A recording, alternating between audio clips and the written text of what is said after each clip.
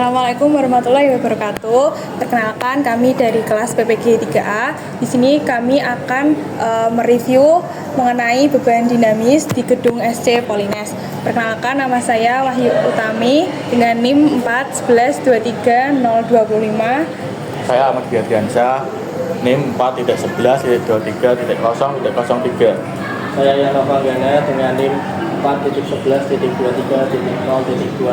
Saya Rita Luda, NIM 4.11.23.006.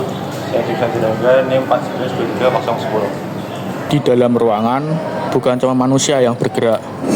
Peralatan elektronik juga menghasilkan beban dinamis. Diam di tempat, tapi terus bergerak dan berubah.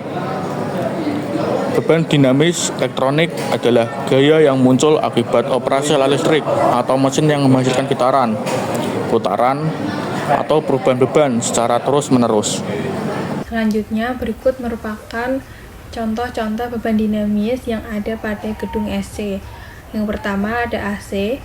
AC dapat menghasilkan beban dinamis dari kompresor yang berputar. Sumber getarannya sendiri berasal dari motor dan kompresor.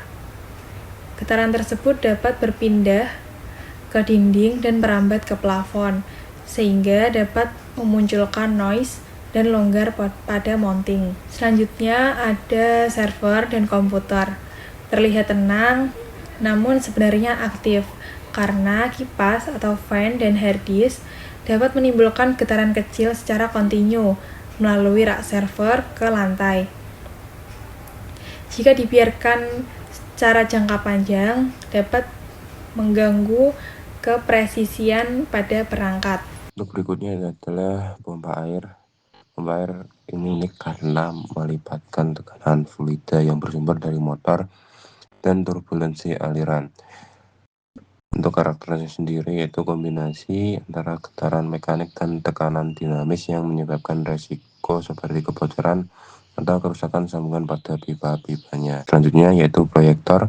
Proyektor ini terlihat ringan, diam, tapi tetap menghasilkan getaran yang bersumber dari kipas pendingin internalnya yang menyebabkan resiko getaran mikro.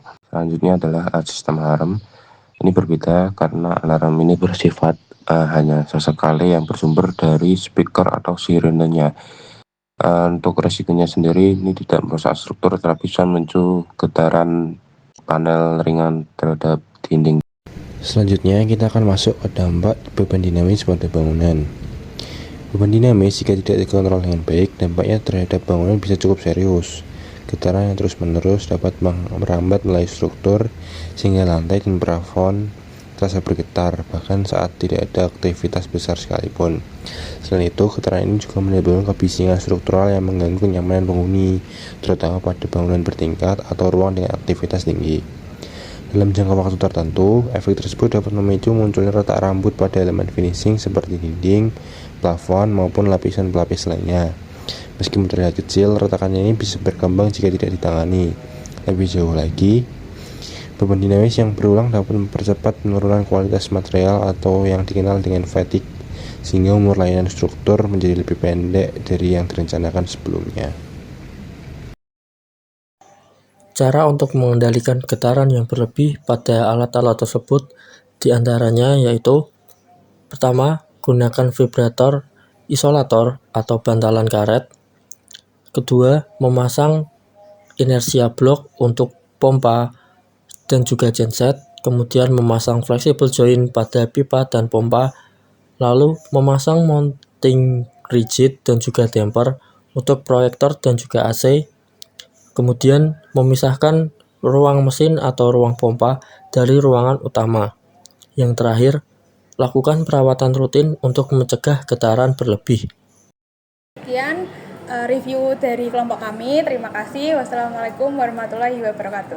Waalaikumsalam warahmatullahi wabarakatuh.